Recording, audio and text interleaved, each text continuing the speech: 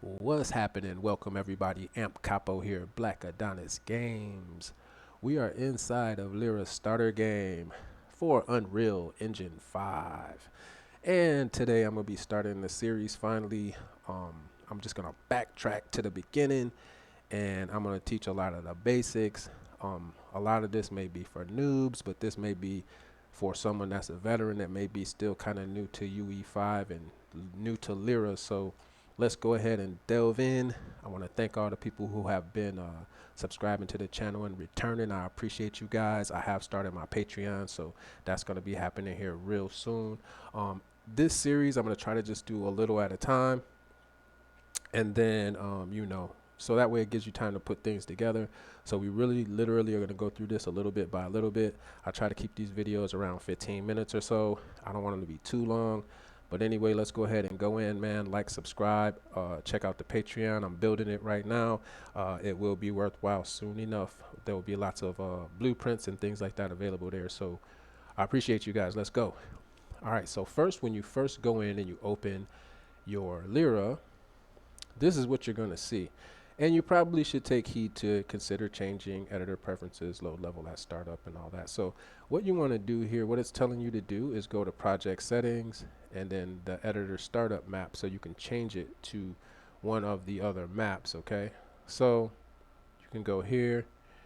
You can go to maps and modes, okay? So under project settings, you want to click maps and modes, all right? And I'm sorry, guys, I'm not going to be going over like Unreal Engine 5 and navigating through all that. That's too much, man.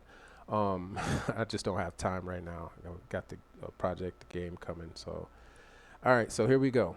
So once you're inside of project settings, we're going to go to maps and modes. All right. And in here, this has all your information. This is the map that you're interested in. Is the editor startup map. The editor startup map you want to change, you can change it to something else. We have expanse.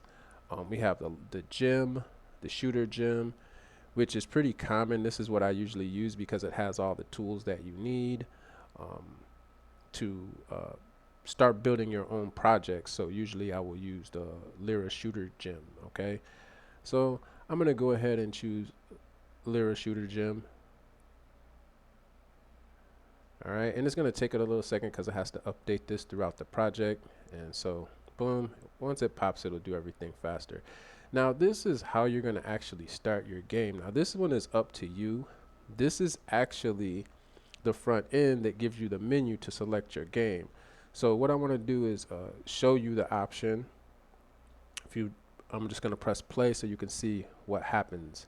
All right, so when you press play, Lyra comes in like this. This is the main front end for Lyra, and it has a little character, which I'm sure you could replace with your own character and have them running to the different positions to go in. But this is basically the character that walks you through every single mode of the front end, a default experience, which is a default map.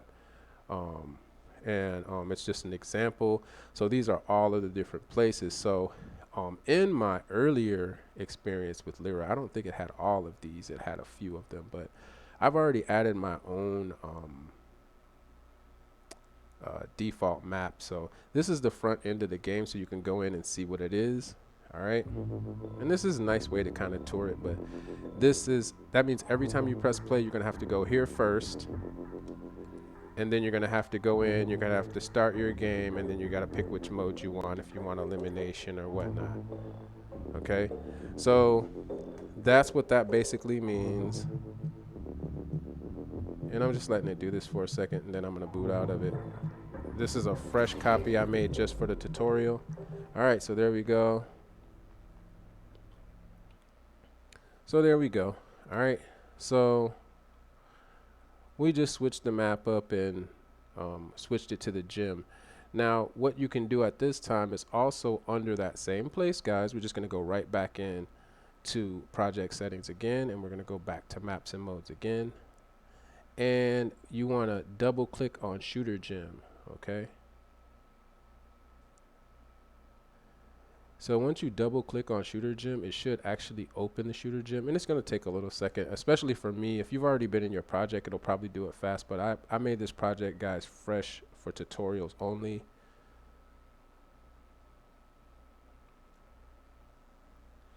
All right. So now we've got the shooter gym there, and it should have popped up now. So here's the shooter gym, guys. And this is your basic map, okay? We're not going to be getting into it. I just wanted to show you that change because that's the first thing that you're going to want to do so that you're not looking at that boring screen. And you should have your gym here with your 6 start points. And it has a little bit of everything here that you could spread out on your own map if you made your own map, okay? So this is cool, all right? So next, let's go back in, guys, because I'm trying to walk you through the whole system here. So we're going to go back in now that we have picked our map and we're in here. Now it's time to actually browse through and see what Lyra contains, okay? So I felt the easiest way to do this is to just go into the content drawer here, and we're just going to start here at the top, and this is the audio folder. All right, so this is going to contain all elements of audio pretty much for the project. We're going to go next to the classes, and this is just the actual music classification, or sound I should say classification, and this is basically application focused. It's telling you right here music, so this would be for your like background game music, stuff like that. This is just overall just your sound effects, and these things probably have separate busing and things set up for those familiar with audio, and it does has things set up so that it gives you kind of a default that works well in gaming already. All right, and then you can always go in and adjust these things yourself later once you figure out what they do. Concurrency, this is how often the sound will fire off in a row. Like most of the time there's a cool off period. Effects, obviously, these are the submix effects, so these are all of the effects, and I'm going to make these things a little bit larger here so we can see them since there's not very many items in the list. Let's see here, we're going to go down and change this size to large so we can at least get a little bit of the wording here. But you can see here that these are basically different sounds here. It says bass, wing, tunnel, cylinder. So these are just different dynamic setups for audio. All right, but that's where that is. The impulses, and you can always click on these to hear what they are. So these are just different. This is where all of the sound. So if you're not messing with sound, I'm just gonna breeze kind of through these. This is basically the sound folder. All right. So like Foley, sound effects. This is just where pretty much everything is. All right, for walking and things. So that's the first folder. The next folder, we're gonna spend a lot more time in, guys, and I'm just gonna browse through right now. But we're going to spend a lot more time in these folders than any of the other folders. This is the first one, is characters, okay? This is a very important folder here. This is basically where all of your character work will be done. If you are following how I do things, and I always teach this, make copies of things, guys, because a lot of times these programs and things, when they update, or if you have to scrap something and then update, sometimes it'll write over the things you already have if you're using the same folders that were in the project from the start. So you could just make another folder like this as my characters or something, and then add your characters there. And that's pretty easy to do by just right clicking on content and then just select a new folder and then call it what you want to call it. All right, and put like my characters, and that way you can make copies of everything and put them in there. All right. So under the character folder here, you're going to see that there are 3 options. You have cameras, cosmetics, and heroes. All right, and then you have what's called the default character. All right, so for you guys that are trying to build your own characters in Lyra or put your own characters in the game, this is pretty much the folder that you're looking for. This is the folder that's going to handle pretty much most of that cosmetically. That's why it has what it has in here. All right, so the default character, I'll try to go into this a little bit, and that's why I wanted to do these videos, to give you a little bit more depth instead of just combing everywhere. If it's something that's like needs more explanation, like very in-depth things, then I will try to stop on them and give them a little bit of time, and then we're gonna have to cut the video. Okay, so the character default is what it is, what it says it is. It's the character, it's the default character. It is, if you look here, it has a parent class, it's just the Lyra character. So this is like a raw kind of like a master character, but it does, I mean, obviously get its construction from the C++ character. Okay, so that's the actual parent is Lyra character. All right, so this is where you have your base character. This is not the character that you edit if you want to do things for the rest of the characters in the game. These are the things that I'm still learning a bit of myself, but I did want to show you this character because that character is important, and some for certain variables you can actually add those in this character, and then it'll go across to your other characters. But the main one, we're going to go back out of this, and we're going to go back into our content drawer, and we're going to go first. I'm going to start from the right, and we'll work our way over. Cameras is obviously what it is, guys.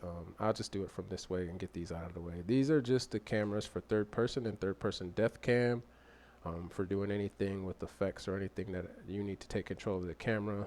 That's where these things are. They are in this folder. All right. Then cosmetics, I'm going to do last. Well, actually, no, I'll do it this way. We'll go ahead and just do it this way. All right. This is where the cosmetics are located for the characters. This is your Quinn character, and this is your B Manny character, your masculine and feminine characters. And then this is your UE4 default template that already is tied to the UE5 template for its animations. Okay, so if you have UE4 characters, guys, this is what I'm going to explain right here. This is kind of important stuff. You're going to want to use this character for your template. Okay, don't use your UE4 character and put it on a UE5 template because the skeletons are completely different and it's not going to work correctly. The UE5 character has way more bones, way more bone twists. It just has more to it for more detailed animation. Okay, and then this is your standard that's been around forever UE4 mannequin character, which most things you buy out of the marketplace, if it says it is based on the UE4 mannequin skeleton, this is what it's going to be. If it says UE5, if it's something newer and they're putting out UE5 skeletons, then you will want to definitely use one of these two characters, depending on what result you want. The characters do already have feminine and masculine attributes to them, so the female characters use a different animation setup. So if you base your character off the Quinn character, they should automatically have a feminine run, feminine movement, and then vice versa for if you set it up for Manny, they will be masculine. All right, so these are good things. All right, and in this folder also we're going to go ahead and go in, and you're going to see here the B pawn cosmetics. Don't worry about that. I would not touch that. Just leave it as it is for right now. It's not something that you need to worry about, all right, at this stage. All right, this team color is just the basic color. We'll get into that in another video that you use to select your team's color. It just has the default nodes in here so that you can use them on your character skins to interact with the dash and different things like that.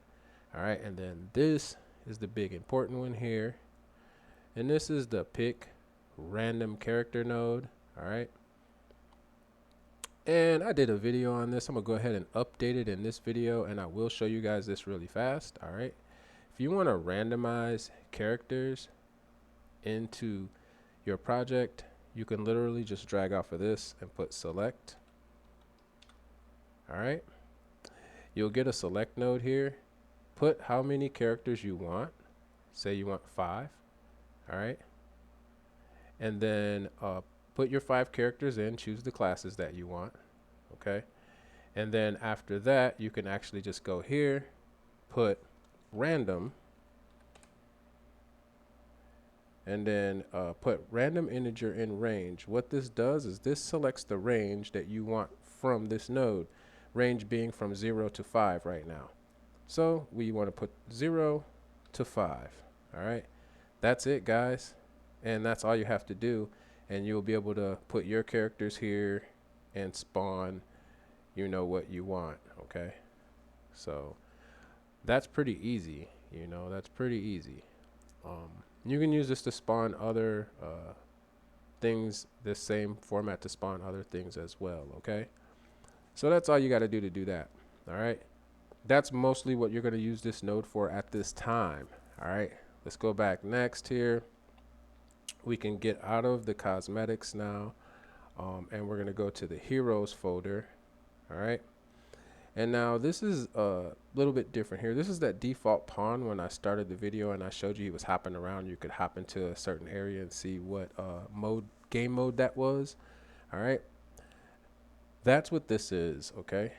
Then you have the physical materials. That's nothing to worry about. Default pawn. This is actually the default hero pawn that connects to all of the characters that are spawned here in Lyra. So this is the main character. This is where I add any, and you'll see in the videos that I bring up when I start getting into modding or modifying the project for yourself. This is going to be the character that you're going to want to work on, guys. Not the other one, not character default. You want to actually work from this character. So far, I've gotten everything from the voices, everything that's going on in my project. I've gotten it done through this character here, this blueprint. So this is your main character. This is your health component, the character. We can go to the viewport. There's nothing there because it basically assigns the character mesh from that character, B character. What did I show you earlier? Let me go back to it really fast here. Pick random character. Let's browse here. We're going to go back to pick random character because I wanted to show you here. B, mannequin pawn, cosmetics. Those things are assigned through your cosmetic character.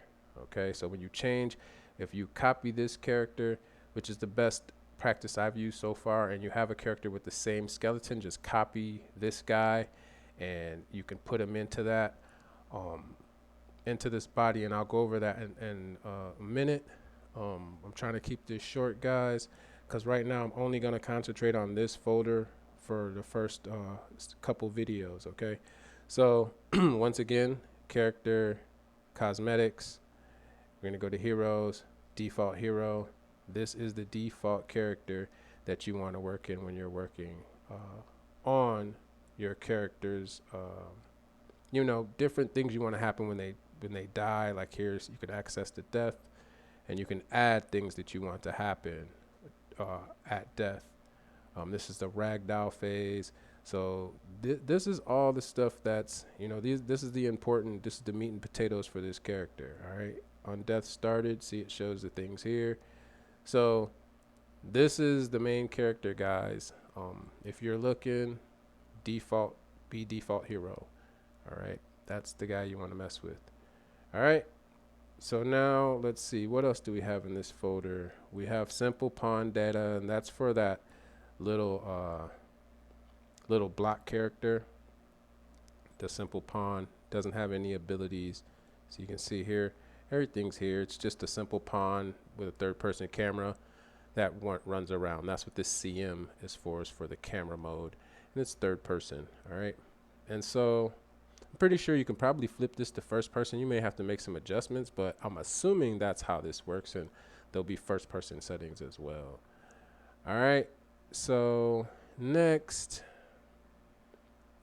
in that folder, I'm going to go ahead and close all these out now. We're going to go back in our content drawer. We're back in the heroes folder. All right, so that's the default mannequin stuff. That's for this guy. All right, for the simple pawn. Okay, then you got your UE4 mannequin, and it's just basic like you see everywhere where you keep your UE4 mannequin, but this is also where you're going to find the IK retargets for retargeting to the characters. I already have a video on that, so you guys can check that out. That should be on YouTube. Just check it out. But this is where you're going to find the retargeting for your characters. And the IK rigs are here as well. Okay, so this is very important. Like I said, guys, this is the meat and potatoes folder for character development. And then you have your materials and all that good stuff. Let's go back again. You got your mannequin, and then here we go with more stuff, and this is for the UE5 mannequins. So for Manny and Quinn, this is their All of their post processes, their poses, everything is here.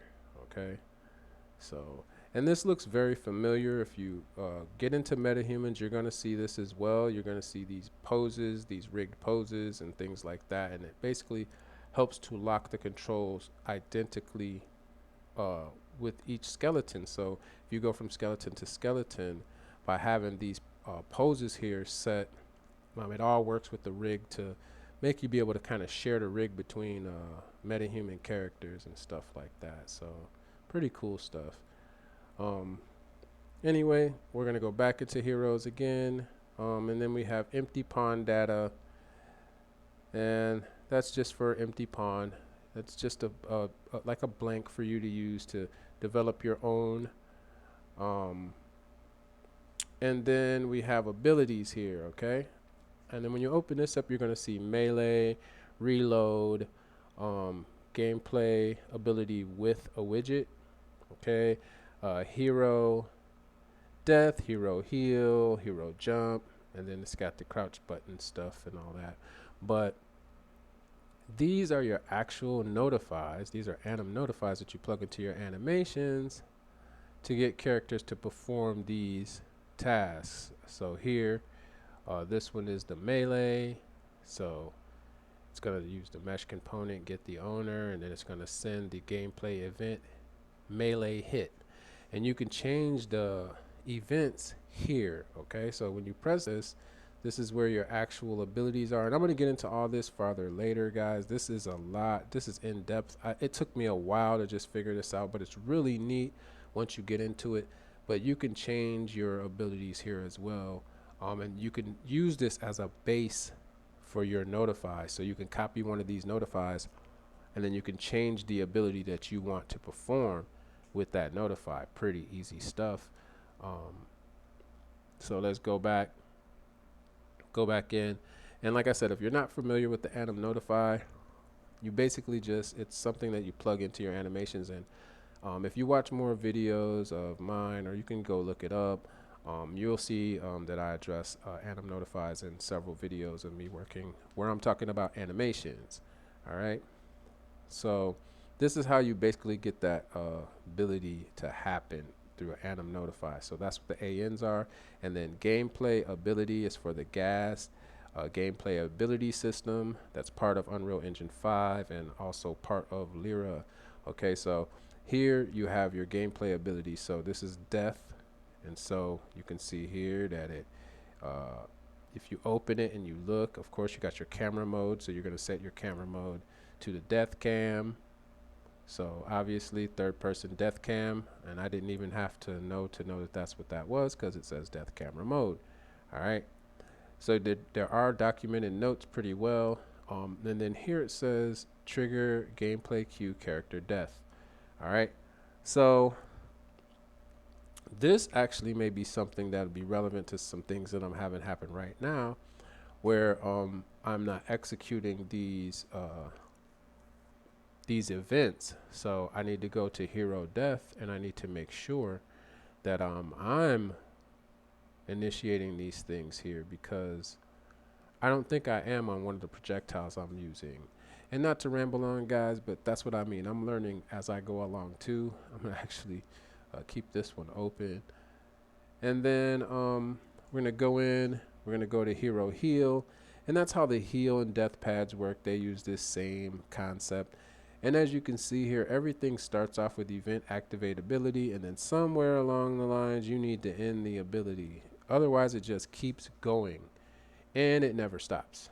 All right, and so then you'll get a message like I've had in some videos before that says way too many abilities activated, and it'll tell you like this big gigantic huge load of abilities that you have. Like mine, we're getting all the way up to over 10,000 abilities activated at once. So, and that's not good. So that's where this stuff is. What's next? Said I'm going to keep that one. All right, and then the next one we got here is just for hero jump, gameplay ability jump, and it's just a way for you to get the character to jump. So on ability added, it's going to have the character jump. All right, and then eventually it will stop the ability here, end ability. So just get into the habit of always looking to end the ability that you start. Once we get into doing abilities, you're going to see that pattern that it has to start, obviously, and then you got to make sure you end it, or that ability just keeps in the system going. It never knows that the ability ended. All right. So I think that's going to be about it for this video, guys. Let me look one more time here. Let me see what else we got. And these are just widgets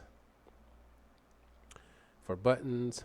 Let's go back into heroes again. And I believe we covered everything in this folder now. Okay, so that's the heroes, the cosmetics, and the cameras and all that good stuff. Guys, like I said, this is just going to be kind of touch and go to get you guys to be able to feel your way around and know where things are. The next video, I'm not going to get into like every single one of these folders. A lot of them just make sense. If we need to get into them, then we will.